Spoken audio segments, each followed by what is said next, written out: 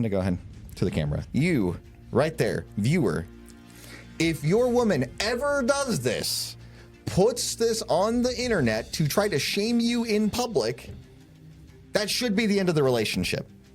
If you want to accept that, you're going to end up having consequences. I'm getting permanently sterilized by having my fallopian tubes removed, so I decided to throw a little celebration for that and to celebrate the fact I've made the choice to not have kids. How insane is that? You've got lots of feelings, I could see. I see them all over your face. It isn't, hey, I'm scoring points. Look at this. My score is this. Your score is that. I beat you. No, what it should be is my score is this, and you're working to go ahead and score a bunch of points, and then we go ahead and look at the tally, and we have a lot of points that we've amassed. I have decided that I am not going to have sex with my husband until he starts picking up more work around the house. Yes, I'm a stay-at-home mom, but it's a job.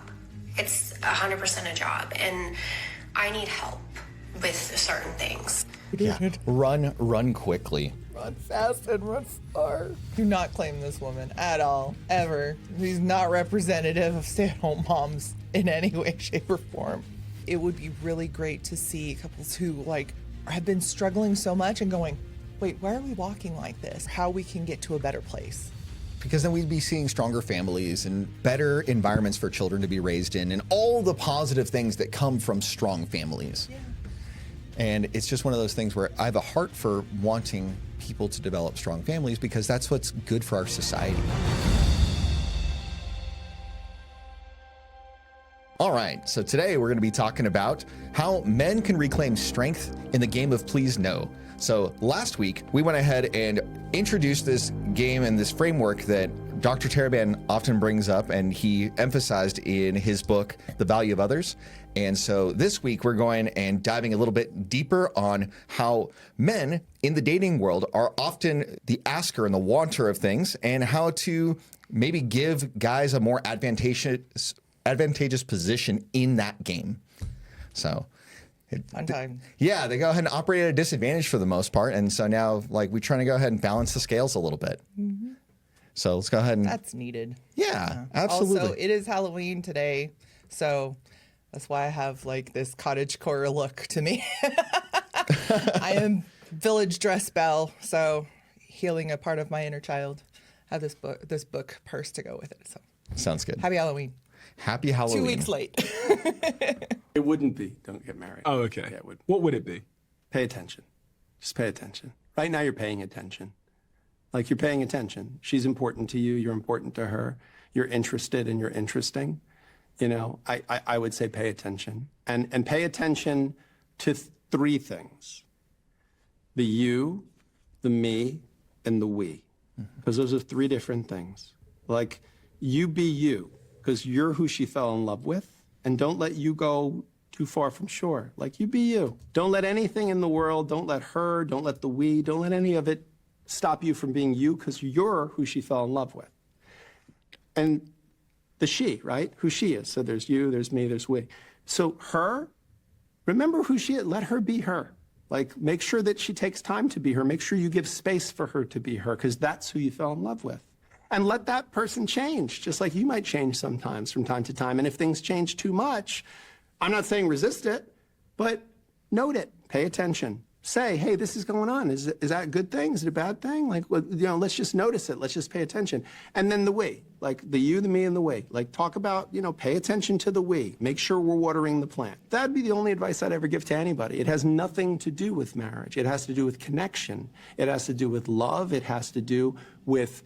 There's a reason why you found the we, right? You can be you all by yourself, and she can be her all by herself. But there's value in being we and seeing each other's blind spots. And if there's value in that, treat it like something valuable. Don't let the world, don't let your own strengths and weaknesses, don't let anything pull you off of that. Pay attention to you, the me, and the we. And don't be afraid. The hard thing to do and the right thing to do are usually the same thing. So if it's harder to talk about it, it's harder to point it out, it's harder to say, hey, are we okay? Is everything good? If that's harder, do that. Lean into that. One common framework there that was, repeated over and over again. So How would you go ahead and apply this in our relationship from the woman's perspective? Take a shot every time he says pay attention. No, don't do that. You'll die. No. Honestly, we really kept it like before us, like the entire time we've walked together as a couple in general. We did respect that there was a you and a me, but also to keep track of the we, because that's how you stay married for a long time. You're going to evolve as people. That's just how life is. It should be that way. Right. If we're going to stay the same that we did at 17, like, I mean, sometimes it feels like I was like 17 like last week, and then all of a sudden I have teenagers who are careening towards 17. It's kind of weird. But this is how you intertwine your lives together. You get to be different and distinct people. We should be. We talk about that all the time, that it's almost like men and women are different kinds of creatures. Right. And they should be. But if you don't evolve and like keep tabs on each other as far as who you are, and sometimes it feels like, hey, it seems like lately we're just kind of out of sync with one another. And it is weird because we are growing together consciously. It's a conscious and mindful effort. Right. That those times when we seem like we just are always stepping in each other's way, sometimes, just metaphysically and sometimes physically. Like, I'm sorry.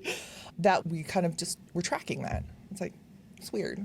Is there something happening here? No, it's just life. Life be lifing. Okay, cool. But that's the only way that you're going to get to stare at each other across the breakfast table as empty nesters and go, I know you and I like you.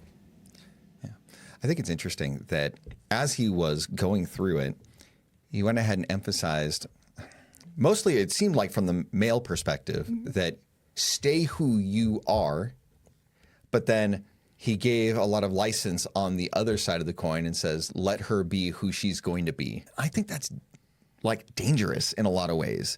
It's like not every change is a good change, right? And I think that noticing changes and being able to pick out the good changes from the bad changes are what help the we. Because not every change is something that should be respected and encouraged. No, definitely not.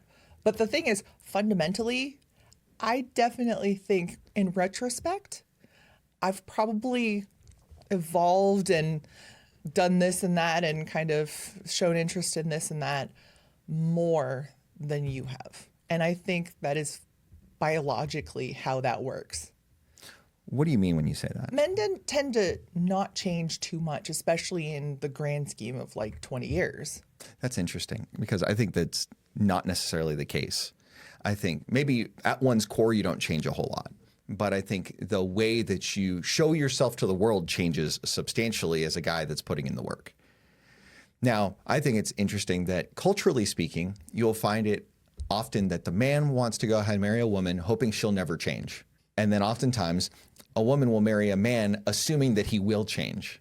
And I think that's like culturally toxic in both directions. It is. Right? Because if the guy is expecting her not to change, of course she's going to change if she's going to be a mom.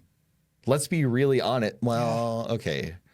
If you're not dating a single mom, right? If you're dating a single mom and she was already a mom before you got there, but assuming that wasn't the case and you're in like a more traditional kind of relationship, then like, of course she's going to change. Like Yes. that's a normal thing. And there are better and worse ways to change.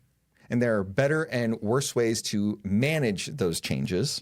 But from the woman's perspective, where she expects the guy to like grow up and do all this other stuff fix him. and expect to fix him, right? If he was the bad boy, but he's not doing all the other things, well, she's like, oh, well, we'll get married and things will go ahead and just change for the better, or we'll just have a kid and things will be better. Especially like, those cringy, like, modern women thing where I'm like, I'm training him. oh yeah, that's disgusting. But also thinking about a woman changing, yeah, she has kids and all of that stuff. But that is the importance of men holding the framework. Right. because yes, it allows for her to grow and change as life happens, but in a way that is healthy. Right. Because we have seen like the most, and we've talked about it, then the most toxic way that marriages, women change is that they become all about the children. And this is that whole breakfast table happens. Well, I think that a lot of that has to do with she didn't get married to her first pick. Is normally when you see that happen is there is somebody else that she would have rather been with than being with that guy. I don't know that I think that. That's fine to disagree, but yeah, but like I'm convicted that that is the case. Okay. That if she really was down bad for that guy, the kids would not be all of a sudden the sole focus, even with all the hormones. I don't know.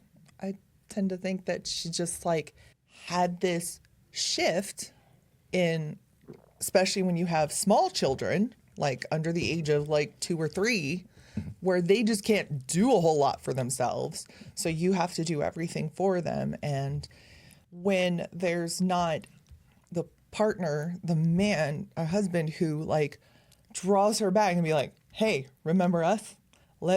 We still need to go on dates and we still need to like maintain our connection and let them be more like cut the apron strings slowly, like fiber by fiber almost. I think as much as you can, I had a very real, there's a very real possibility that I would have followed that. Okay. I think it's really interesting because earlier this week I was on a live stream with this guy that's a content creator in Alaska. Living My Alaska is his channel, by the way. Cool dude, did a lot of stuff in corporate and then decided to commit career suicide and then moved to Alaska, and now his wife is a CEO of a hospital out there. So super cool guy. But the point of the matter is we had somebody ask this question or make this comment on the live stream that generally speaking, women are not equipped to raise adults. They're equipped to raise children. And so it really brought to mind the idea that like from the age of like newborn to 6, like that's really when like the maternal instinct and like having to like really care for children is super important. Yeah, because they're little. And then right around the age of 6, it's like, okay, now dad will have increasing levels of influence and bringing them to be a responsible like member of society, because he's going to give different elements to that puzzle that mom is. Yeah. I mean, we have a general bias to like keep them little as long as we can. Well, where's reasonable? Yeah. Right? Rather than, and honestly, because I made it kind of almost a study as one who was, a psych major in college and stuff like that, it was kind of my interest to kind of figure out, it's like, why do we have a bunch of kids who just don't know how to do their own laundry even when they're like 18? It's like, what is that? And I found these sources, and people who stand in that space where they saw child rearing as getting them to that next milestone. And once they've hit it, celebrate it, plant that victory flag, and retreat some. Let them have that space. Right. Like, let them have that. And as they reach the next one, retract even more. It's like you're giving them ground and you're retreating and losing yours in their lives, which is how it's supposed to be. A lot of moms don't do that. Well, it's interesting because so I'm going to go ahead and give like a really practical example of this idea that you're talking about. It's like potty training, right? Do you really want to be changing diapers up until like they're adults? Heck no. You want to get them potty trained and get them out of diapers as soon as possible. One, economically speaking, diapers are kind of expensive. And 2, it's just a hassle to go ahead and have to do all of that.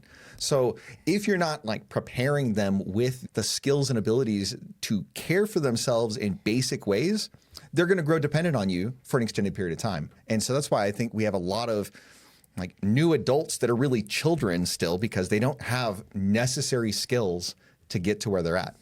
All that to say, going back to like the clip that we're reacting to is by emphasizing we as a team, we are able to approach those problems and those solutions together. And then we have more time for ourselves when they are cut from the apron strings. Yes. And I think far too few people work toward that as a intentional development towards self-reliance on the part of the children. Absolutely. And worse off, like to make it worse, like women start to, when they figure out that they can't, like the ones that were like, I can fix you. And when they don't like change, they just see it as an extra child to be managed.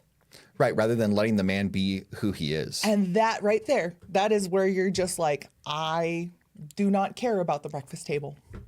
I don't care. But at the same time, like when you go into a marriage thinking that you're going to fix the guy rather than being happy with the person you're married, that's a big problem. Because you're going to end up bringing all these expectations in the marriage that are not stated overtly. And you're being covert about them, and you're just trying to go ahead and pick away at him little by little. And then he just ends up being this hollow shell of a guy. And then she loses respect for him more and more every time he goes ahead and gives into her. Just rolling that snowball to become this huge boulder that's going to careen toward the end of the marriage. Yeah, this is why when guys take their hands off of the wheel, it's often that you find that women go ahead and take the wheel and steer it to the end of the relationship. Right off the cliff. This young woman who has decided the only way to celebrate her womanhood is to sterilize herself voluntarily and celebrate about it all alone. Tomorrow, I'm getting permanently sterilized by having my fallopian tubes removed, so I decided to throw a little celebration for that and to celebrate the fact I've made the choice to not have kids. Women tend to only be celebrated when they get engaged, get married, or have a baby, and it's rare to see them celebrated as individuals for their accomplishments outside of the family. So it was really important to me to make sure that I dedicated time and space to celebrate myself and this life-changing decision that I'm making, and I'm so excited about it. Women only really get celebrated when they get married or they get engaged or they have kids. Yeah, because those are meaningful milestones in one's life. No one ever should be celebrating hyper narcissism. How insane is that? You've got lots of feelings. I can see. I see them all over your face. It's interesting because she said like women are only celebrated when they get married or have children and stuff like that, because those things are difficult. They are trying to rally around a person who is going to need a community. And that's what those things are supposed to be. You are supposed to have witnesses to your marriage because these people are the ones that you care enough about to involve them in your covenantal ceremony. Right. You are making a promise in front of them, and they are to witness that promise. It's kind of like when you sign documents, you have a notary there that's witnessing you signing the document saying that this is your signature. You are, in fact, promising to do these things. And so the witnesses are there as supposed to be, they're supposed to be the guardrails for that promise that you're making in front of people. But nowadays, like with just legal marriage, most people are just kind of wishy-washy and just throwing things out there. And they're like, well, we're good. We'll stay together until we don't. It's almost like they go into it and go, hey, if things go awry, there's always divorce. We can always go ahead and try something else. Whereas an actual, like, a lot of people are just like, we're throwing a party to celebrate this thing, and we just want to invite you to come party with us. So we have a big crowd to like dancing for the Instagram pictures or something, you know. It's interesting where, and it even used to be where, it was a bunch of friends and stuff like that to come party with you. At least they'll come to the reception. Sure. But at least the ceremony, it was a core group of people that were supposed to be these people that support you in upholding these vows. Right. Support you in raising a child. Not just, let's all party together. And and I know this person, at least this core group of people will come to my divorce party. Yeah. I think it's interesting because this kind of goes ahead and talks towards the general lack of respect for the deeper meanings to things in our society, right? Where when you're talking about people witnessing and serving as guardrails and all of that, the whole reason why in the ceremony it is asked of that core group of people, does anybody have any reason why these two should not be joined? you expect that these people that are here to witness that ceremony are among the core group of people that know you and know you too the best to make that assessment. And if they genuinely had held convictions about it, to bring them up. Ideally, that all gets brought up beforehand, before all the money is spent on the wedding and the ceremonies and all this other stuff and all the bookings. It is not to give a chance for your ex to come streaming in and going, I love you and I will take care of you better and go whisk you. No, that's weird. Most of the time, I would say that'd be a huge red flag. That only happens on TV, really. for the chick's ex to be part of the wedding. Like, ooh, that's kind of icky to me. It was a little weird, but especially if they slept together before. Not my and monkeys, even not more my if they've circus. had kids together. Yeah. Like, oh, that'd be disgusting. But Not my monkeys, not my circus. Just like with this woman, like she could go do whatever she wants, and she's just putting it out there on the internet. But it's like in doing so, you are not just. No one's allowed to be negative about it. Then don't put it on the internet. I'm sorry. Like, just don't do that. I wouldn't. It's like, cool. well, But- she's doing it for the clout. She's doing it for the attention. She's doing it for the clicks. Well, like it just Because like, you wouldn't post it in public if you weren't trying to get attention. Well, just like with the wedding and a baby shower and all of that stuff, like this is to call up a community. And this woman wants a community. I'm pretty sure she's going to get one. Good for you. Yes, go girl. Like, At and least at a honestly- surface level. Honestly, I believe as a decision, it should be everybody's decision. Yeah. It is great if you definitely know you have no business having kids. You should stand in that conviction. Stand on business and do that thing. Great. Go for it. I don't think any doctor should deny anybody their choice of whether to not do this thing.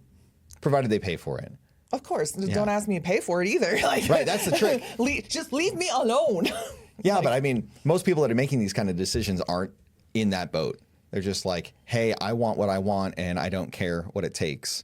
And oh, by the way, celebrate my decision. And like, I don't have any problems And with foot the people and foot the bill. Like, I don't have any problems with them self-selecting out of the gene pool. Like, go right ahead. Like that is a useful skill to have. Because there's a lot of people who definitely do not have any business having children that do, and the children are really the ones that suffer. Yeah, that reminds me of Idiocracy, where like, you remember at the beginning of the movie, you got like, I'm gonna have all y'all. yeah, exactly. Where he just goes ahead and is just like having kids with everybody. And then there's this other couple where it's like, they're like, it's not quite the right time, you know, the economy, this and all that. And then it just, They like age completely. completely age out. And then she's like, well, I've got some frozen eggs, so hopefully somebody can help out, because the husband 'Cause he died. died. He died before they can actually have kids, because it was just never the right time.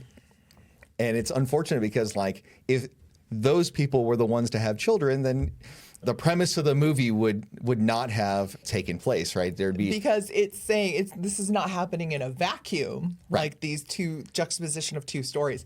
It is, what is it called? it is the contagion throughout the entire society. It is representative of Yes, what is it's going representative. of Thank what you. is going on. Representative. I just said that. I helped my mom check in for her cruise. So No, it's all good, but did that. Representative. it's just hilarious though, because if you take that concept and apply it to the society as a whole, well, of course you're going to end up with the society that was portrayed in that movie. Is, hey, you have just the dumb people mating with other dumb people, and then the smart people aren't going ahead and doing their thing. So that the absolutely most average person of this era Was a genius in their was era. the absolute genius. Yeah. And he's like, why are you watering the plants with Gatorade? Because it's what plants crave. Yeah. It's funny, the hand motions hand and motion everything. that went with Well, that because went they- with it. In that society, they're marketed so heavily too. I mean, It's like, what you have to do. I remember the TV screen just had all the ads like as a rosette around what the main thing was. It was like completely intrusive, where you're getting 16 ads at the same time Yeah. while you're watching the content. It reminds me of those websites that like just are obnoxious to no end. It's like, I don't even want to know what the 10 best celebrity outfits for the Met Gala were anymore. I don't care. I'm going to unsubscribe from that. We're done. I don't have anything to do with Let that. me off this stupid site with all the ad pop-ups. Yeah. But going back to the original topic of the chick, do you think this is going to be a trend? Absolutely. Where women are just going to go ahead and be self-selecting out of the gene pool and just be like really public about it? Honestly, the one, like, I'm like, this does not surprise me at all. The one that I really didn't get was the Hear Me Out cakes. What? They had like big long sticks with people and they say, hear me out. And they're like, but this person is kind of hot. And they would stick it in the cake. I was like, is this just a ploy for women to just get together and eat cake for no reason? Like, if you are, just say that.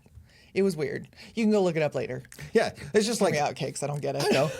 Maybe people just want excuses to eat cake. This is Gen Z thing. Is it? No sex till you start helping me around the house. I have decided that I am not going to have sex with my husband until he starts picking up more work around the house. Yes, I'm a stay-at-home mom, but it's a job. It's 100% a job, and I need help with certain things. Like yesterday, he was out doing wood all day long, and he could have been inside helping me with the house. But no. So now I have all this laundry to do. I have all these things. And I think that he should get off work. He just worked a 12-hour shift.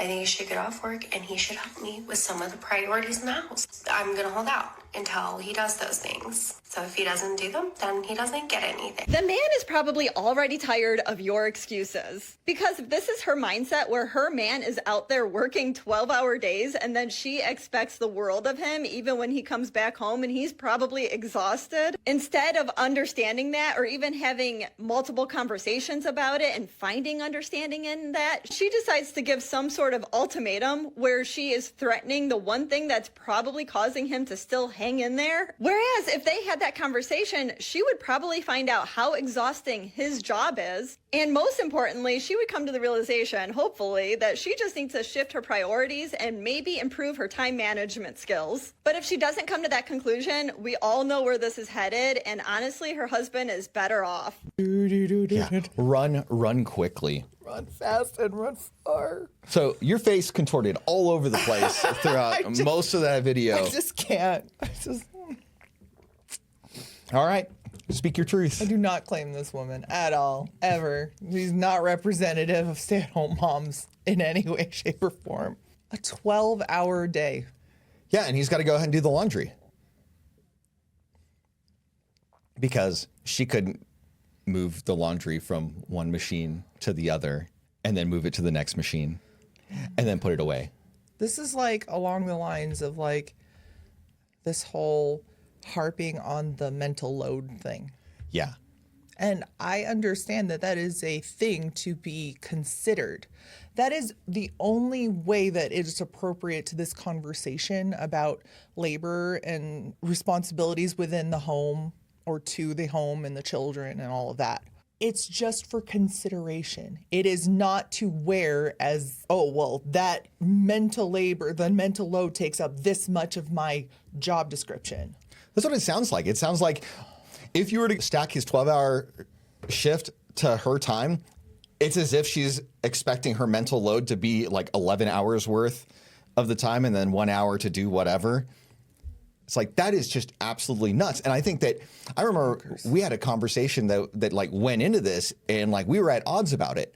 And, you know, you're like, well, that's not all that counts. And I'm like, you're right. That's not all that counts. Yes. But like for someone to go ahead and wear this as a victim badge of honor, which is basically what she's doing. Yes. Right? She is. That's where everything goes left real quick, especially if he's working his rear end off and then she's like, oh, by the way, you got to come in and do the laundry. And if he goes ahead and asks, wait, hold up.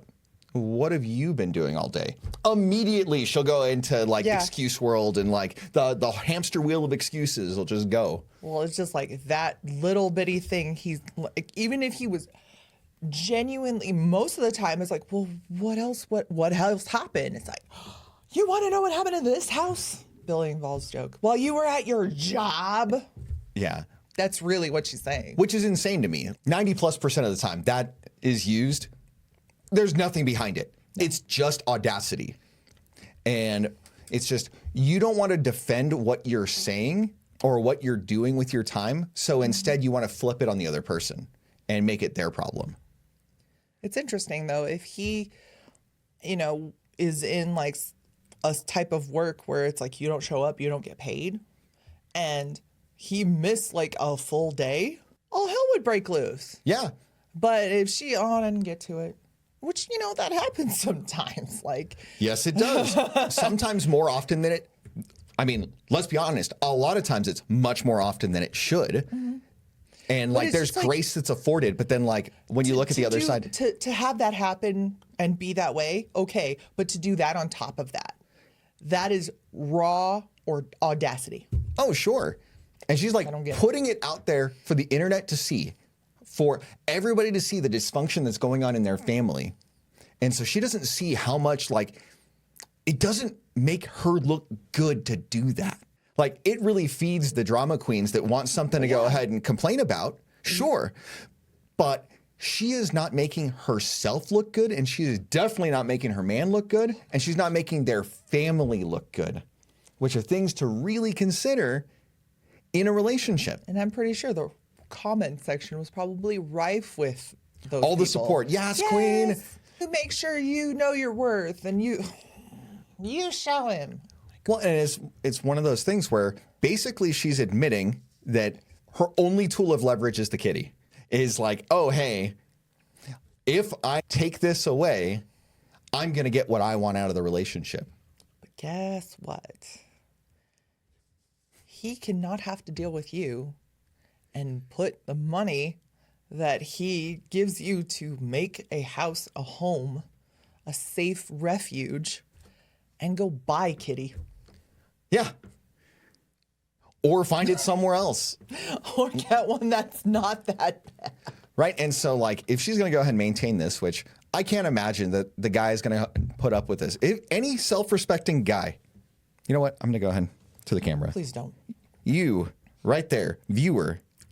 If your woman ever does this, puts this on the internet to try to shame you in public, that should be the end of the relationship.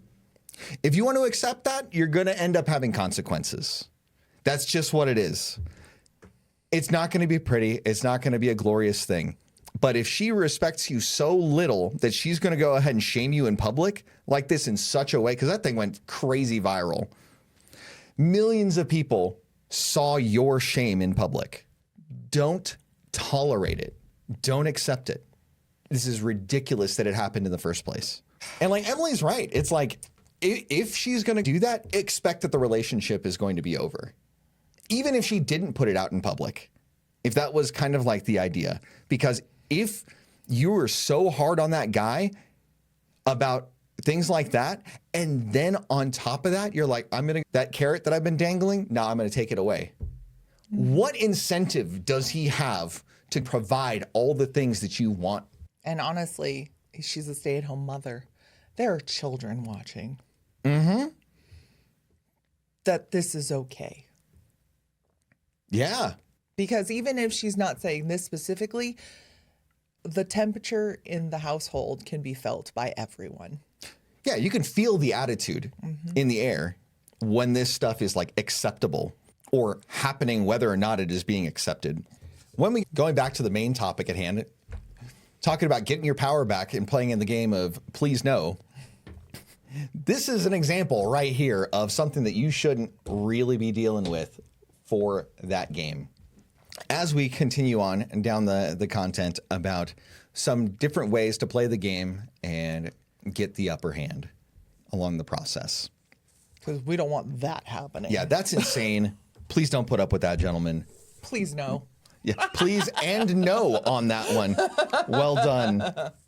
Basically, we're going to go ahead and do a quick review of the game of Please No. Everyone's playing this game in different relationships, in different facets, where there's somebody that wants something, which is the person that is saying please, and there's somebody that is providing something. That is the person that has the option to say yes or no. We plan, even if whether or not you acknowledge it or whether or not you're aware of it.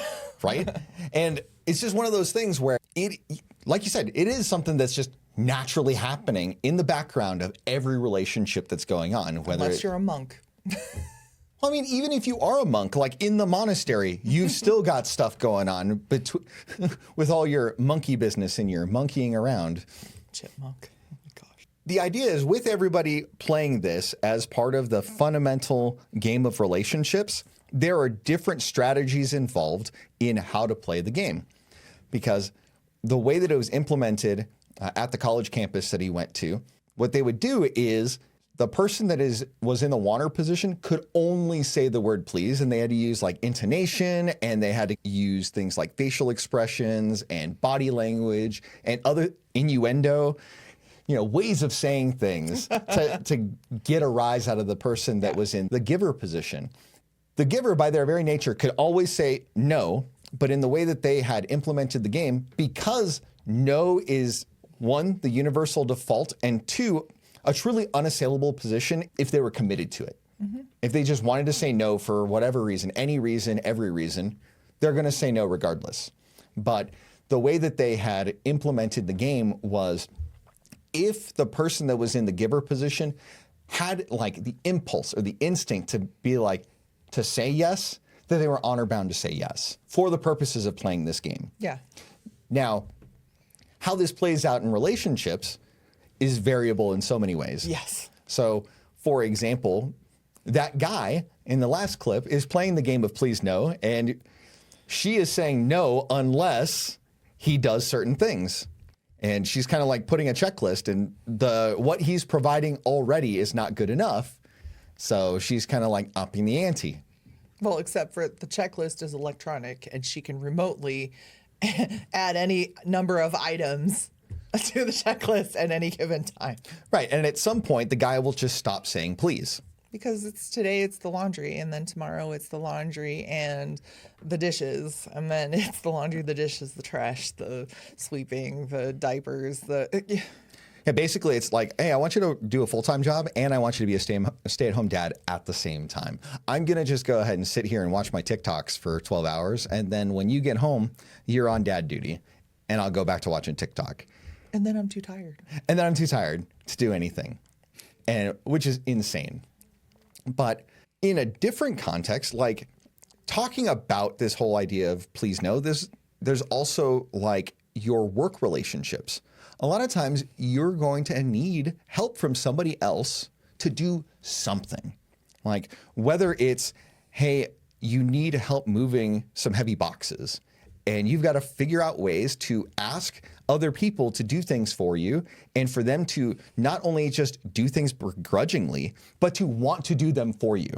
And so there are different ways to ask questions and to request assistance that are much more likely to be useful and reciprocated in different environments. Especially, I mean, just as a mental exercise, say, you're moving into a different apartment and you need, help with like the biggest stuff. Cause you can like little by little take the boxes, but like the biggest furniture, you need somebody with a truck and blah, blah, blah. And all, that can help you move the stuff and put things together. Right. Right. How much more are you inclined to call on those people that just asking? They care enough about you. It's an easy yes for them because they care for you. They, are invested in the relationship that you have. You're obviously more apt to call those people first. Right. Rather than the people that are like, well, I'll feed you, and then, when you need a ride to the airport next time, I'll make sure you can call me first. You're asking please in a different way. Exactly. You're putting more into there's a lot more you have to put on the table to write to balance the scales. Yeah. Like when you play like Baldur's Gate and stuff, where it's like the vendor will not be happy with this trade, Sure. That kind of thing. It's like, well, you get away with giving away less because they're more involved in your relationship. Yeah, and so like you get to stack on the benefits and the consequences of previous iterations of the game of please no in every relationship. Yep. So like in a marriage, for example, it's real. If you have a great relationship, it's really easy to be like, hey, what's up? And then all of a sudden, Please. It's like, you had me at. and that was it. And that's all it takes. And it's like, okay, cool, let's go. Not like I would know anything about that. Sure. And it's just a matter of like the quality of your relationships and how you build it up over time. But every relationship has to start from somewhere. And you have to go ahead and figure out what the context of the game is first with the different players involved. And we're going to go ahead and work on helping men to be in a better position to be better at getting yeses when they're asking please. So the bottom line is to and frame, well, let's define power a little bit so that we can go ahead and frame the rest of the conversation around the idea of power. Dr. Taraban goes ahead and talks about power as the ability to get other people to do things that you want them to do. It's the ability to influence other people to get whatever your desired outcome is. Now, power is a tool. It is not intrinsically good or evil. It's a matter of the context under which you use power and how you manipulate power for your benefit. Because you can slice somebody's ear off with a sword, or you can cut down bramble. And depending on the context of what's going on, it can serve different purposes. So I would say that when we look at manipulation as like somebody's primary way of wielding power, you're going to end up like developing yourself in such a way that you will have intrinsically negative character traits that will develop over time. Like you will become more and more Machiavellian as you use power for ill over time. Like, because you'll become accustomed to that being your primary tool in your toolbox. Well, it's like women. That is definitely like women. Okay, it's like, go into that. Like, just because we say like their values preserved. So when they're very young, they understand really quickly anyone that's at least moderately attractive, they can just exist in the world and just Get stuff. All the time. Until they hit the wall. Until they hit a wall. And then all of a sudden it's like, wait, hello, it's me. It's like, wait a minute, I got to be competent now? I got to go ahead and have a more balanced trade? I'm not the table anymore. Well, I think that's what ends up happening to a lot of women, though, is like they start the game with their inheritance and they decide whether they're going to blow it all or they're going to be wise about how they spend it over time. And a lot of times they just are delusional about things that happen in life because they're so accustomed to just getting things for free for like pretty privilege or whatever. Yep. And I'm convinced that as women develop, if they like are really hot, they almost just stop developing at some point because they don't have to develop other parts of their character to achieve their objectives. Whereas I think it is extremely rare for a guy to be hot enough to do anything close to that. Yeah. Right? Whereas I think guys inherently have to work so hard to get a really good negotiating position in the game of please no. Yeah. And now in this culture, honestly, women who have kind of lost a lot of currency or a lot of value in their pretty privilege, they still operate as if they had it and demand, like, that's where you get the I won't settle. And the, 6 feet, 6 figures, 6 inches, that whole thing. Sure. Like, and then there comes a point where not even that can like do anything for them. It's not going to get them anywhere. What do you mean? Like the delulu is so apparent that it's just like, I need you to put that audacity back where you found it. Well, I mean, the delusion is something that serves as a red flag for guys to get like, oh, okay, you're one of those. Let me go somewhere else. Well, no, like honestly, a lot of men just keep playing into it. And that's where we're kind of being here. And that's why probably we get most of the flack that we do. Because they're like, shh. Stop letting our secrets go. Right? Stop exposing this. Yeah, so we talked a little bit about manipulation and like emotional dependence and things like that, where you're kind of like, hey, I'm depending on my initial circumstances rather than forging something and building something up over time. And I think that guys are much better off when they are built up to the point where they can have and maintain boundaries. And that is the biggest thing that guys can do to set themselves up for success in this game is they can be calmly detached. They don't have to worry about whatever crazy is going on over there. And they can build themselves up over time so that they are in a better and better position to be qualified for better and better partners. And at some point, it'll be easier and easier for them, if they're putting in the work, for them to be attractive to higher quality, higher caliber partners. So this kind of reminds me of the difference between how like guys let go of their power when they just waffle on things. And if I look back in like the ancient past, it reminds me of Samson and Delilah, where Samson had all this power, all this strength. He can kill thousands of people. He was the guy. With the jawbone of a donkey is what he was recorded as having done. And the Philistines were like, what is your secret? And so they kind of sent Delilah in there to kind of like wheedle it out of him. And as soon as he let go, he let his secret out, supposedly. And then she went ahead and did something with that vulnerability. And then she was mad at him for telling her a lie. It's like, and it happened like twice in a row, like before that. And it's like, sir, do you understand what every time you let that out, she's trying to capitalize on that? She's using your vulnerability against you. And he's like, yeah, but she's pretty. And it's like, my guy, she's not that hot. No woman is that hot for you to go ahead and show your vulnerability and have her like stab you in the jugular over and over again. This is why the actual hot take is that my favorite part of Proverbs 31 is the first 10 verses. What's that? Where the mom tells her son to watch out for these do hoes. not give your strength to women. Women and alcohol. Right. That's what she says. It's like, don't give it up for these hoes. Definitely. It's basically what she's saying.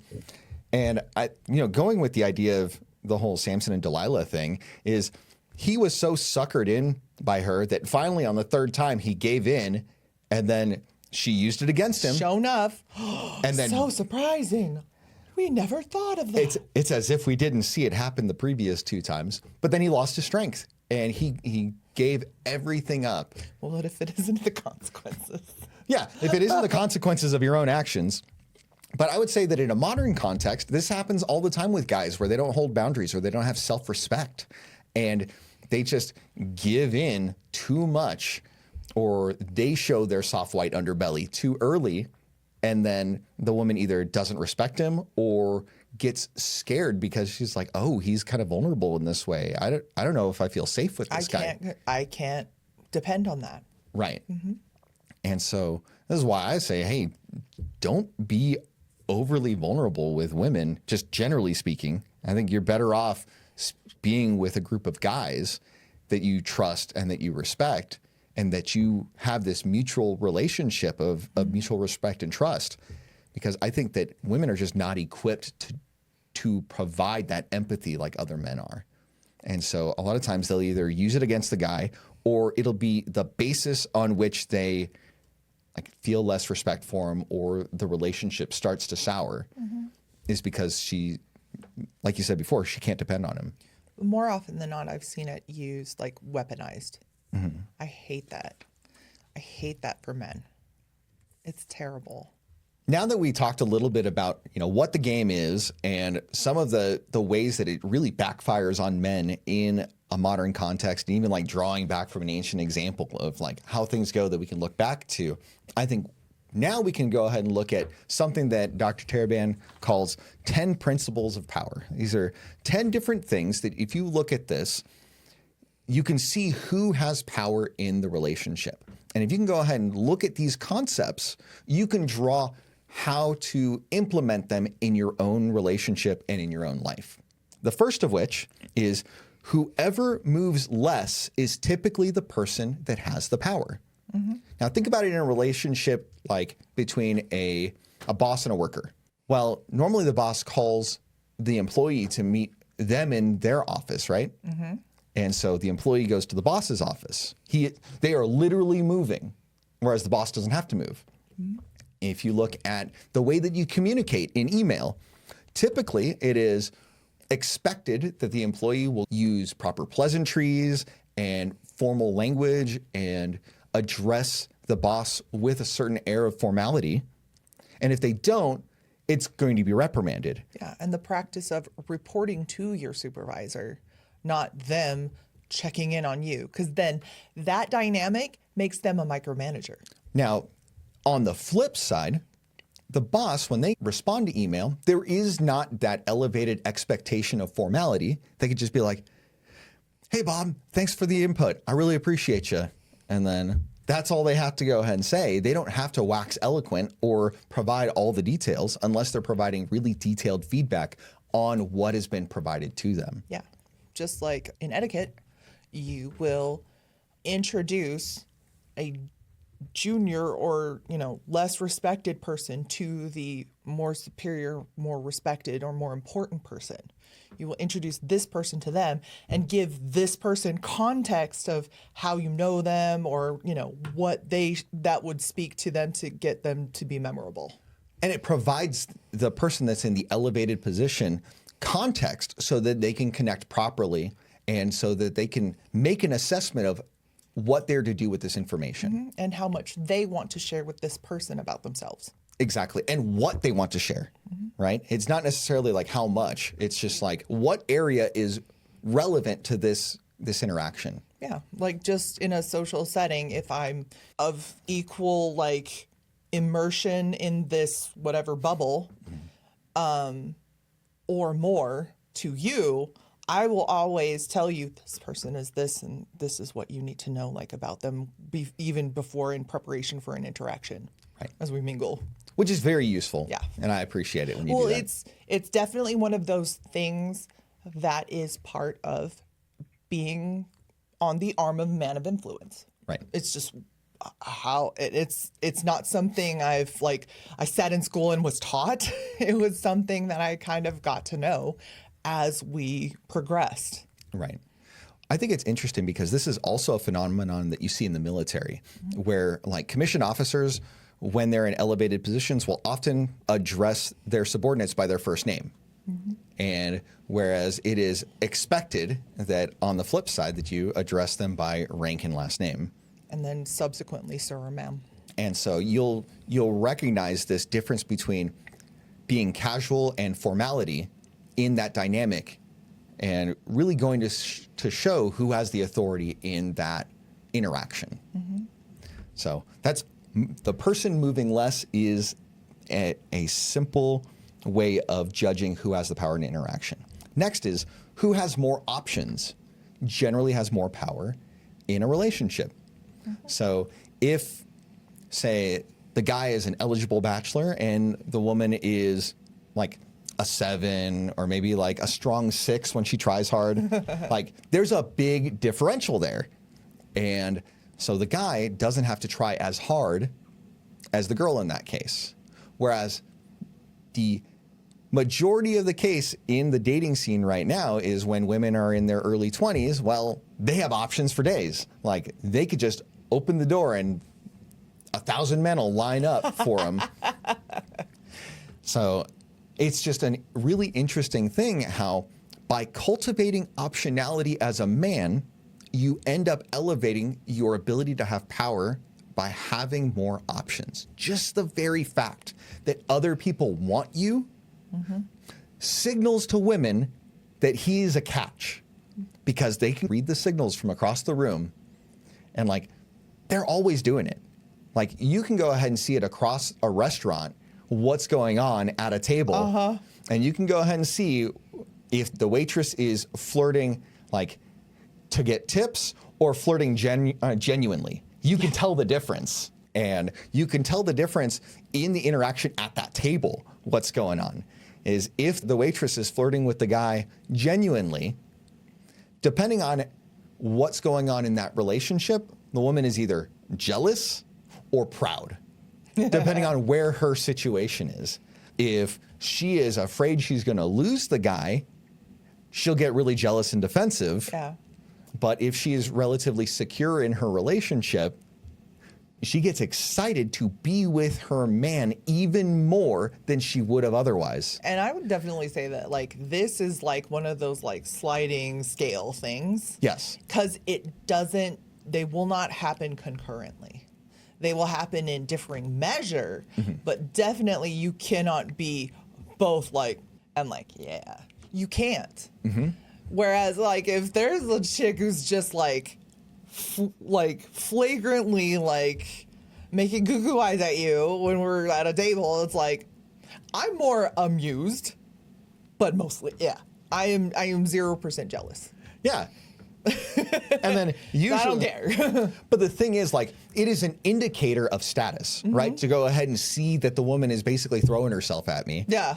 And then you're like, yeah, but he's coming home with me. I know he's coming home with. That's cool. You can. It's adorable. But it's interesting because just the very fact that a guy has options is hot to a woman. Yeah. And they read it across the room, whether they're involved in that relationship or not. They can just see it happening across the restaurant. And it's so funny because like a bunch of women are like, no, I don't care. Blah, blah, blah. Yes, you do. Shut up. You care one way or the other, right? Because if she's like flirting, not in a genuine way, and then the man is responding overly to it, that's a different dynamic. It's a completely different dynamic, It right? is. Because now she's mad at the guy instead of feeling proud about him because he can't tell the difference. She is playing him and taking resources from her because he's going to give an elevated tip, and that's money that the woman in the relationship doesn't have access to. Yeah. Because his money is our money, right? She's not, at that point, she's not jealous. She is envious, Right. which are different things. Yeah, go ahead and talk about that a little bit. Generally, I went to a Bible college, and we had a lot of like 40 units of Bible classes, and I did have a great professor who talked about how God's very name is jealous. And he said his name is jealous, not envious. Right. And it's funny because it says, do not envy in the Ten Commandments. Right.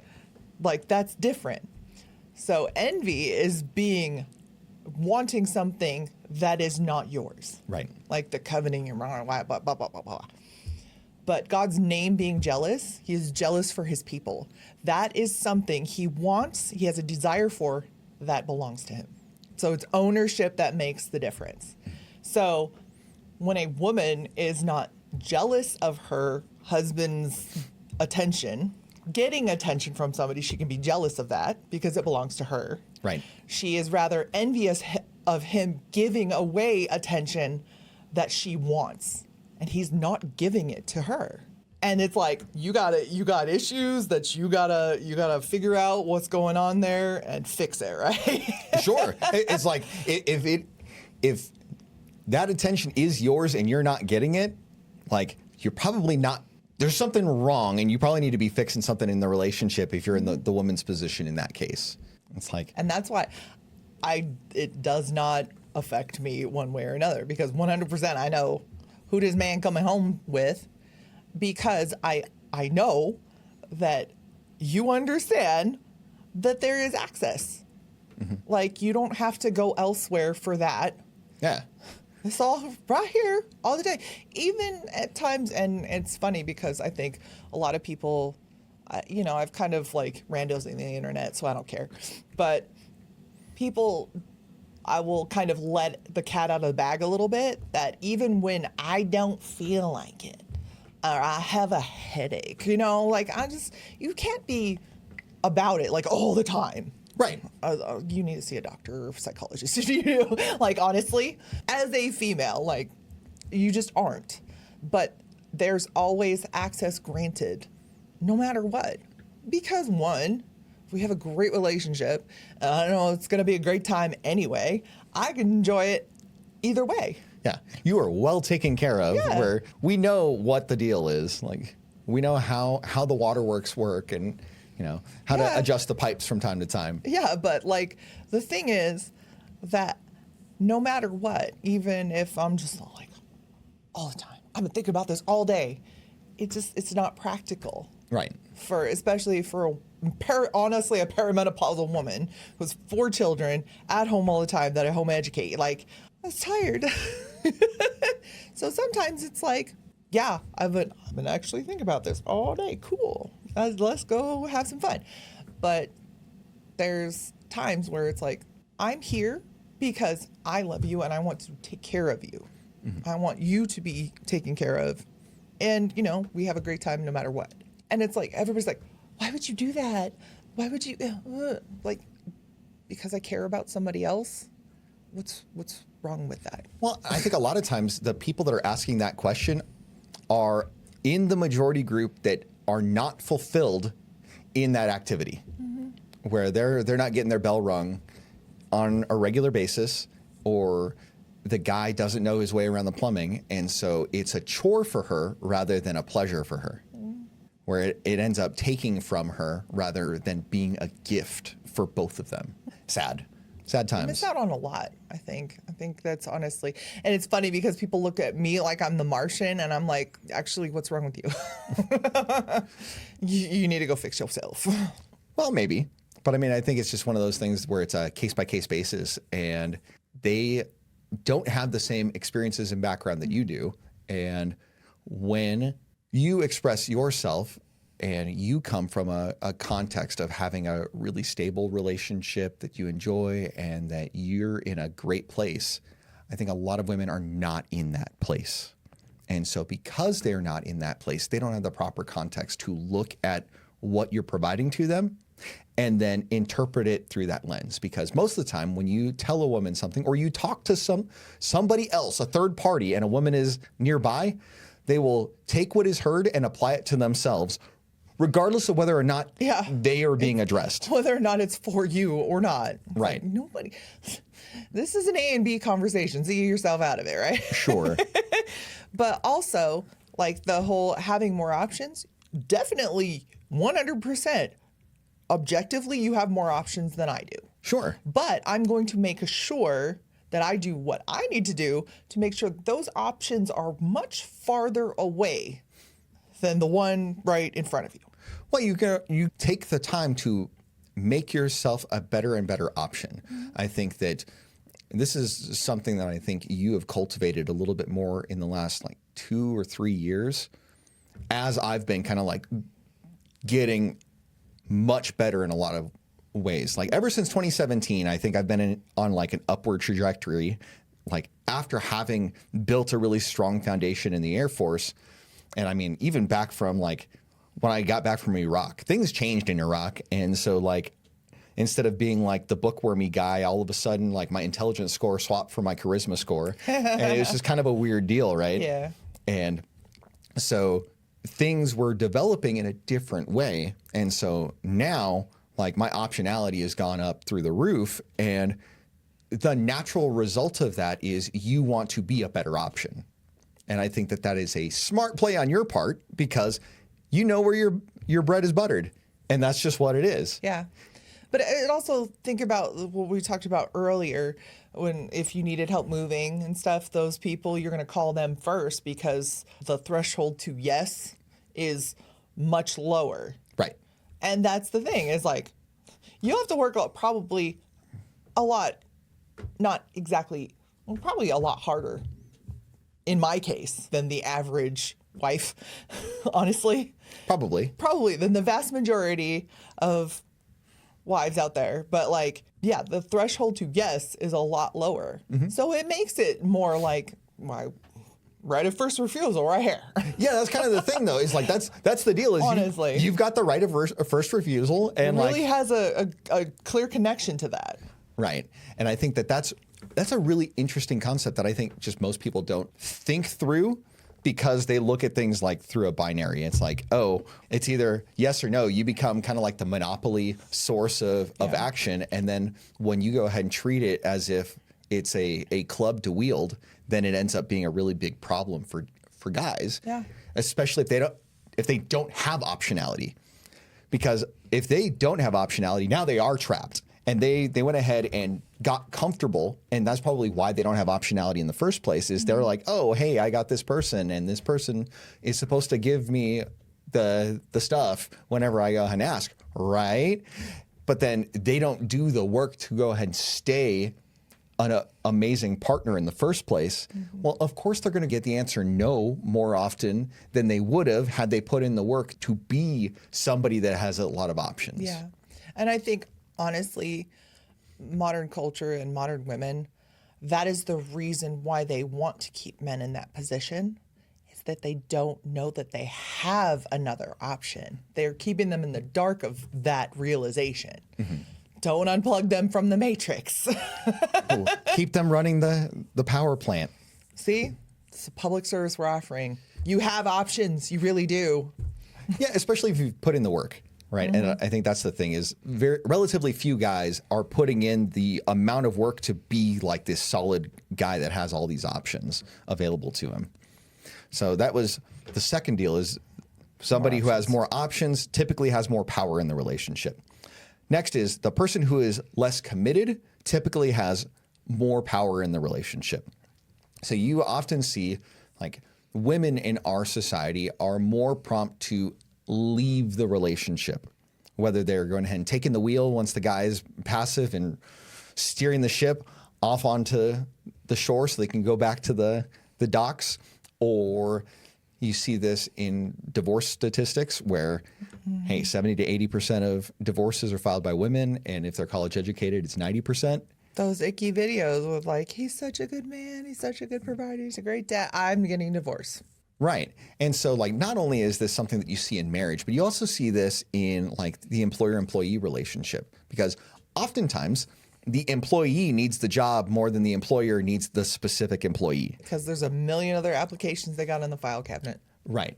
For most things, like, don't get me wrong, at some point you get to be harder and harder to replace, and the harder you are to replace, the more valuable you are and the more power you have in that dynamic. And it used to be eons ago, back when we were sold this, you need to go to college, blah, blah, blah, and get the grad school, blah, blah, all that stuff. Right. It's not like that anymore. People are still in this mentality that the more pieces of paper that you have on your wall, The better off you are. the more desirable of a candidate you are. And now this is starting to, women are thinking that this applies to relationships. Yeah, because obviously guys will care like more about the piece of paper than their character, right? Especially if they've got their own pieces of paper in the bank. Yeah. If guys are successful and they're not really looking to women to provide stuff, they're looking for somebody to come alongside them oftentimes. And I think that women will look at a relationship and look at it from the perspective of what they want in a partner. And they say, well, because I want this in a partner, surely a partner is going to want this in me. Well, first off, they're using the word partner to describe a relationship in the first place. That's where you know that it's gone wrong to begin with. That involves equals and, Right. and like a business contract. Sure, but then again, if that were the case, then they'd be looking for 50-50 relationships. They're not looking for 50-50 relationships. They're looking for a superior guy to take them under their wing and to protect them. They're not looking for an equal partnership. Well, they're looking for a man who's a different creature than they are, but they're looking at it through a lens as if they're the same, like we're same. Right. And it's like, no. And you don't want that anyway. You say you do, but you don't. Or downstairs you don't. Right. So the third concept was the person that is less committed has more power in the interaction. I think we went ahead and talked through that a little bit. The next one is the person who controls their emotions better has more power in the relationship. And I think that this is useful in the employer-employee relationship, certainly, where if you are an employer and you control yourself, there's a lot that happens that people will typically complain up, and you're not supposed to complain down, is how this Yeah. whole thing works. Your boss should not be complaining to you about your coworkers. Right. Or even they shouldn't be complaining about things that aren't directly revolving around their performance. Yeah. You can go ahead and talk through, and don't complain about their performance, but provide feedback on the performance and take your emotions out of it and just say, look, here's A, B, and C. This is the standard and you're not meeting it, or this is the standard and you're exceeding it. Either way, you control yourself and you end up maintaining more power and authority in that relationship. Yeah, it's the same thing what we talk about with the vulnerabilities. Right. It's like, just think about how much you respect a man who just starts blubbering to you on the first date. Yeah, no. You're like, no thanks. Sahara Desert. Right? Immediately. Just like, there you go. Case in point. Right. So the more that you go ahead and put your heart out on your sleeve, the more open you are to losing power in that relationship. And I think a different flavor of this is when women are controlling everyone's, like that guy said, you should be able to share with me when you have feelings and whatever. But what about when I have feelings about what you're doing? And she's like, you have to wait your turn. Spoiler alert, it's never your turn. Right. Also, that she's seeking to control everybody's emotions in the dynamic. Right. Talk about power trip.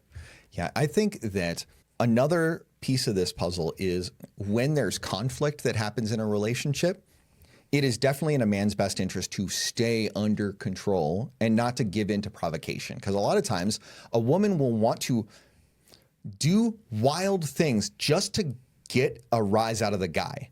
Mama ain't happy. And she will feel power in herself and in the relationship if she can push him off his game and make him feel something or make him erupt or something like that. Whereas I think it is much better off for a guy to just keep himself under control, stay calm, and recognize that by being calm and like having a little bit of warmth, you can go ahead and change the dynamic of an argument or of a conflict in a relationship. Otherwise, you're letting the emotional terrorist win. Yeah. It doesn't work in toddlers. It's terrible. Shouldn't work in women. Yeah. And it's interesting because she's not controlling her emotions, but she's seeking to control his emotions. Mm-hmm. And if she can manage to control his emotions, then she has the power. Mm-hmm. But if she can't manage to control his emotions, she can feel her power declining in that conflict. Happy wife, happy life. Yeah, that's kind of a wonky thing. But next we've got the person that defines the terms is the person with the more power in a relationship. Yeah. So this is whoever, like say the employer-employee relationship. The employer is setting the terms of employment and the employee decides whether they're going to accept those terms or not. Mm-hmm. In a relationship, I would suggest to men to be somebody that has enough optionality where you are setting the terms of the engagement. Be the captain. Yeah, be the captain. Be the person that has the frame and sets the boundaries so that she can determine whether she accepts them or not. And if she does, hold to them and hold her to them. Mm-hmm. And I think that that's pretty obvious how like the person who is setting the terms of the interaction has the power in the relationship. Does that make sense? Yeah, and it doesn't have to be this like rigid cut and dry thing. Like that's not healthy for anyone. No, but you can see the framework. Again, framework. It's not right here and you can't move at all. It's this way. Yeah, that's a sometimes food that you can't go ahead and move around at all. That could be useful from time to time. Yes, it is. Yeah, but generally you want a little bit more freedom of movement. Yeah. The next principle of power is whoever is less reactive typically has more power in the relationship. I think this goes back to the whole like who's controlling emotions, but this is also applicable in different contexts as well. This is also moves less. It's very similar to moving less. So I think that they're all interrelated. Like all of these concepts of power, if you have them and they're like a natural part of who you are and how you carry yourself in the world, you're going to go ahead and see these things build up on top of each other and have multiplicative effects. Yeah, the more of these boxes you can check, like honestly, the better you're doing as far as what you are able to offer. And that will determine your optionality. What you can get in the marketplace. Yeah. I think that the next piece of the puzzle that's really important to look at is the idea of self-validation. Where you are able to be content with yourself and not seek validation from others, I think this is a really powerful like framework to look at power from. Is if you don't need anything from other people for you to feel validated, you're in such a huge position. Because Even like making yourself a cake and having a little picnic and twirling on the internet. yeah, I think that's one thing because, well, she's not doing it for herself. She's doing it for the attention. Is the opposite case is what you're getting at. Self-validation. Well, is it though? That's not really self-validation because if it was, she wouldn't put it on the internet, True. right? She is implicitly seeking the validation of others to get that. Yeah, sorry. Validation, not from self. Right. Sorry. That's what I meant. The next principle of power is the person who is willing to walk away is the person that typically has more power in the relationship. Yeah, because otherwise it's the agreement that you're seeking doesn't go through, or you say, wait.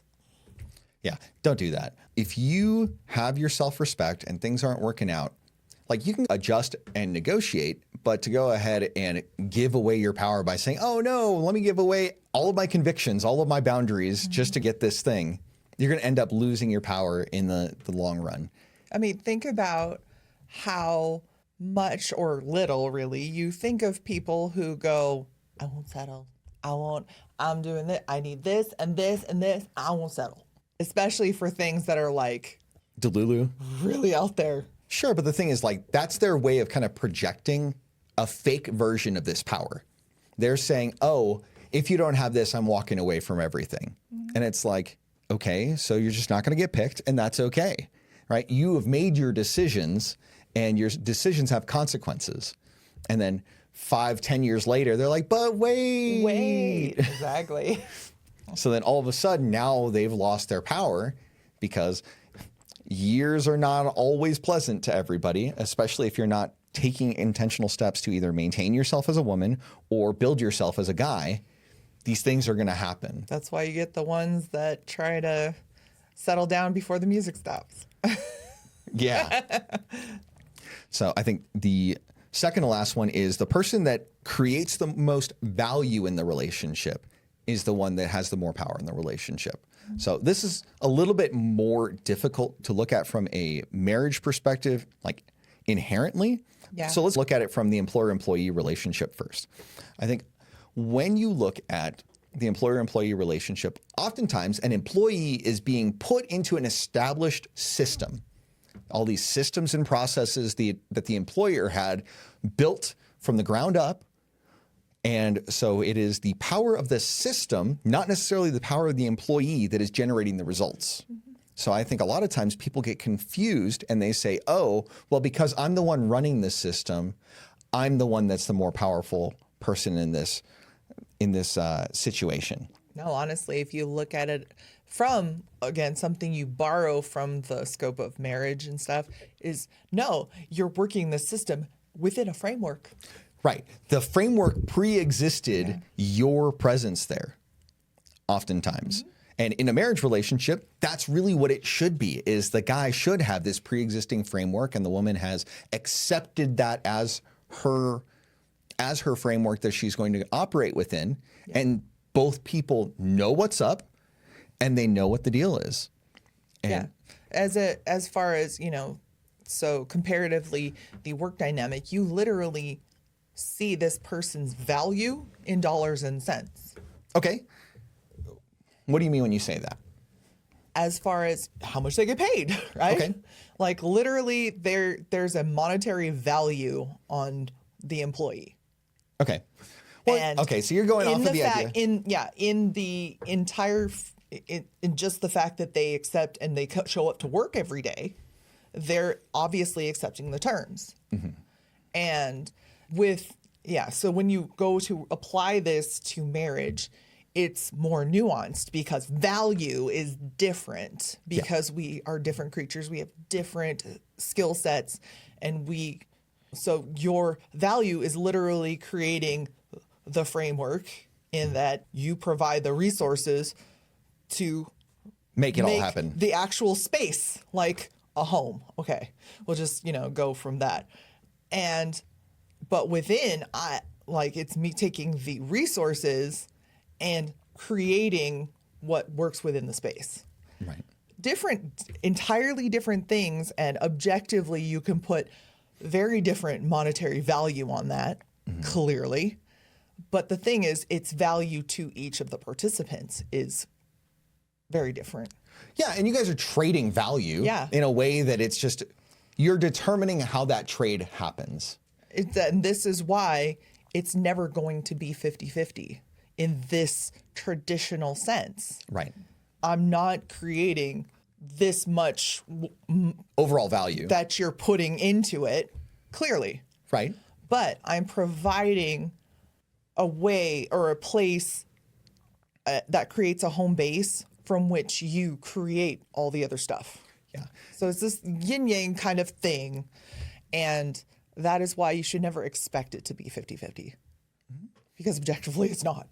Yeah, and it shouldn't be that way. No. Because it's difficult to maintain. Because if you go ahead and look and you're trying to calculate every little bit to try to make it come out exactly even, that's a dynamic that kills relationships. It does. In a lot of ways. You actually compare notes in dollars and cents. It's just gonna. Why are we walking like this?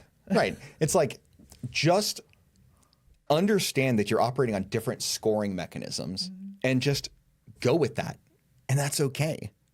The last principle of power is the person that operates from abundance more is the one that is more powerful.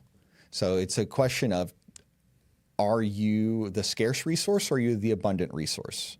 Or are you the person that can operate as if you have abundance, or are you like trying to beg for scraps as if you have scarcity?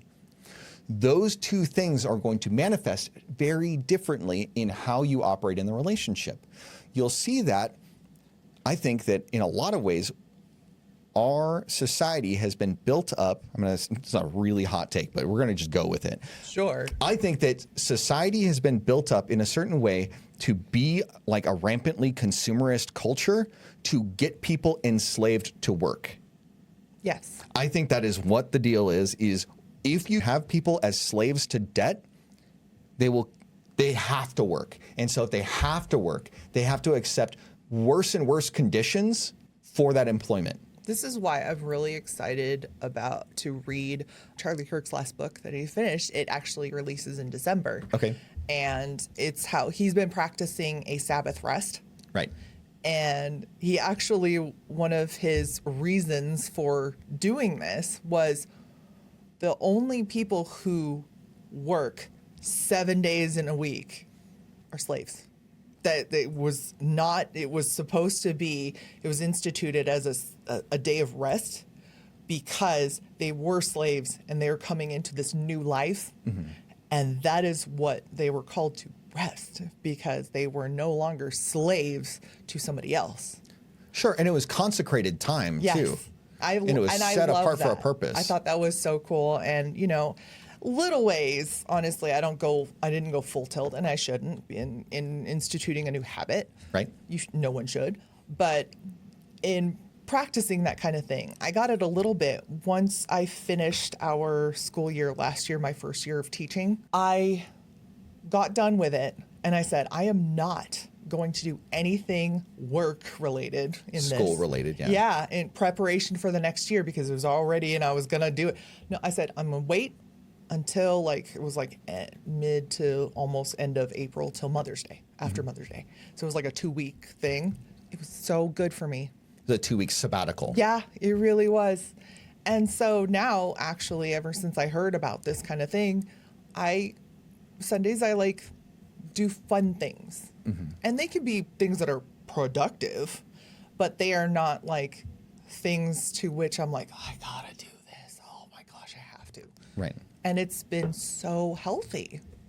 And that is a thing where in the power dynamic, if there is a winner and a loser in this, there's something wrong. In this, you need it to be more equitable, but not in a 50-50, 1-to-1. It should be more homogenized, though. Okay. The dynamic in this one should be more homogenized. Obviously, separate spheres, because we're different people, all that stuff. But there should not be a winner and a loser in this. Yeah. So I think this is really interesting because I think that in a relationship, one thing that is really useful to think about is scoring points, but together as a team, not as adversaries. Yes. Right? It isn't, hey, I'm scoring points. Look at this. My score is this. Your score is that. I beat you.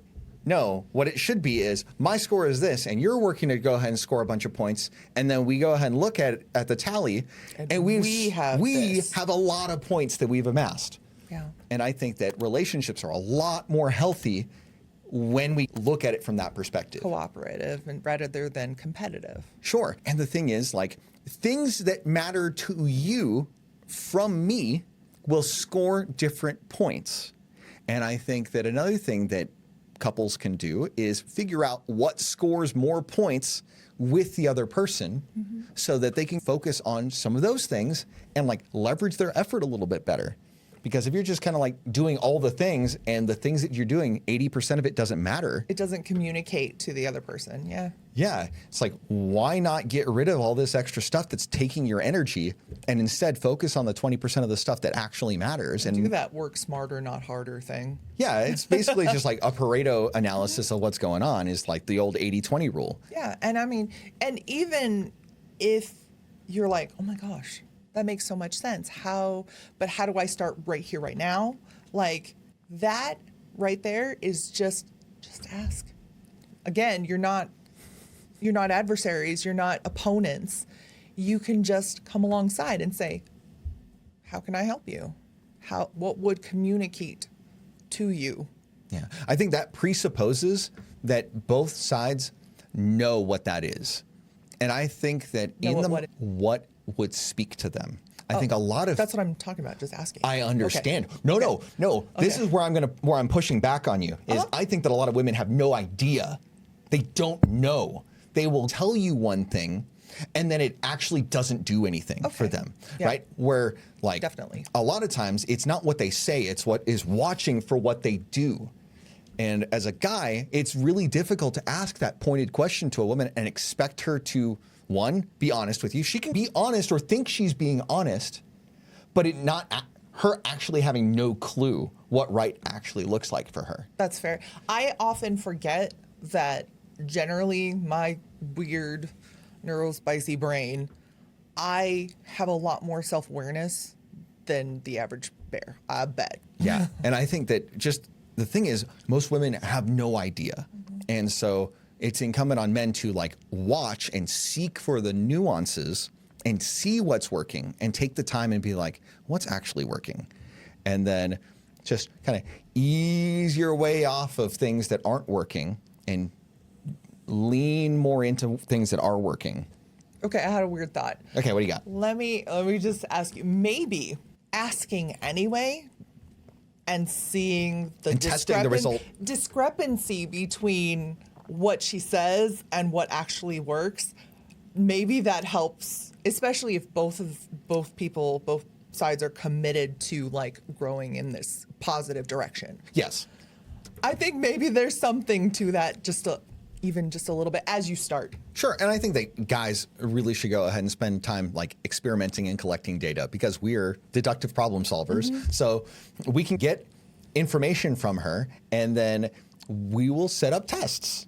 I think it's probably a good thing to figure this out and be like, well, here's the control and here's the variable and let's see which one works better and whether it's a contextual thing or whether it's just a generally applicable thing. Yeah, I honestly do think, just as we're talking about this and like hashing it out, I really do think that a lot of the things that will communicate a positive like investment, like somebody, it's just the fact that you ask and we're trying to figure it out. I think that speaks volumes more than anything. Yeah, and I think it's just a matter of like how it's done. Yeah. Because some people can ask and they're like kind of half-hearted about the word that they're asking. Yeah. But if they're both approaching in good faith, I think that is a thing. That's a thing that helps out a lot. Yeah, because sometimes it's just going to be pearls and swine. Sure. And it's just, that's how it is. But if genuinely they both want to get to a better place, I think that really, especially communicates to a female, that you're trying. And that I need to get with that program as much as I can. Yeah. Okay, so we went ahead and talked about 10 principles of power and how they apply to regular relationships as well as they can apply to romantic relationships. And I think that each of these things could be used as a tool, not necessarily for good or for ill, but it's in how you use this that can be very helpful. If you're trying to be Machiavellian about this, yeah, you can have all the dark triad traits and all this stuff and be really attractive to like somebody for a short time, but not necessarily for a good time, not a long time. Yeah, a good time, not a long time. They could be like a speedboat or whatever. And You can book talk it up for a second, and then the novelty is going to wear off. But like the way that you approach this really matters. So by equipping the guys with the tools, like, hey, look at these 10 core principles of power and see where you are in your relationships on each of these 10 things. I think it is a useful way of analyzing your relationships and figuring out what you should do to propel yourself in a given area. The idea of the long-term commitment. Okay, yeah. No one's half the battle. No one's half in the battle. The other half is red lasers and blue lasers. Red lasers and blue lasers. That's right. Or blue lasers and pink lasers. Well, yeah, sure. In this case. So, do you have any closing advice for women that may be listening to this? Definitely the awareness, I think, is the most, that sparks the most interest. It's like, oh yeah, we should figure out where we're at. But honestly, I think it would be really great to see couples who like have been struggling so much and going, wait, why are we walking like this? And going, let's figure out where we're at with this and see where we can go to, or how we can get to a better place. That would be wonderful to see. I think that would really open up people's eyes to maybe finding a better place. And I'm like, oh, that would be so nice. That would be so nice because then we'd be seeing stronger families and, Yeah. better environments for children to be raised in and all the positive things that come from strong families. Yeah. And it's just one of those things where I have a heart for wanting people to develop strong families because that's what's good for our society. Yeah. Is the society is built on the back of strong families. And for me particularly, a lot of this, the modern feminized, rhetoric, I'm like, why are we doing this? And people like look at me like I'm a Martian or want to just hold on to their idea of what should be. And it's so inherently toxic and dysfunctional. Mm-hmm. And they just want to hold on to it for the sake of holding on to it. I don't need to depend on anybody. It's like, then what are you doing here? We are not meant to be just this individual, independent person. Like, then why do you even want a relationship with somebody else? Why? Just go find a donor sperm and go do it on your own and stop saying like whining and complaining about, oh, this man, blah, blah, blah. And I don't get any. Well, they want to participate in the things that are generally accepted in the society in their own way. Like they don't want to be left without a dance partner. They want to participate on their terms. That's not going to happen because you're not going to turn, even if you could turn a man into what your idea of a man should be, you're going to get everything you want and you're going to say, oh, well, this sucks. And it's just like, why are you doing this to yourself? Or if he does become like an amazing man that you have cultivated and then you've been a jerk to him throughout the whole process, like all of a sudden now you've built him up and you're going to be really upset when he starts looking in other directions because you have not put in your side of the relationship the whole time. Yeah. And that you've been browbeating him for the entirety of the relationship. I hope more people look at these things, figure out, wow, this is really off the mark, and take the steps together. That would be just everything. Sure, but I think that in a lot of ways, the feminist imperative will go ahead and look at these 10 sections of power and just be like, how do I cultivate them for my benefit? How do I get the most power? That is the MO of this culture. Right. Whereas I think that it is much more likely that if a guy that has integrity is looking at this, that they can cultivate the most power and be responsible with it. Whereas I think it is much more likely for dudes to be responsible with this power than it is for women to be responsible with this power. Abso-freaking-lutely. So it's just one of those things. I said it. Yeah, I said it. What?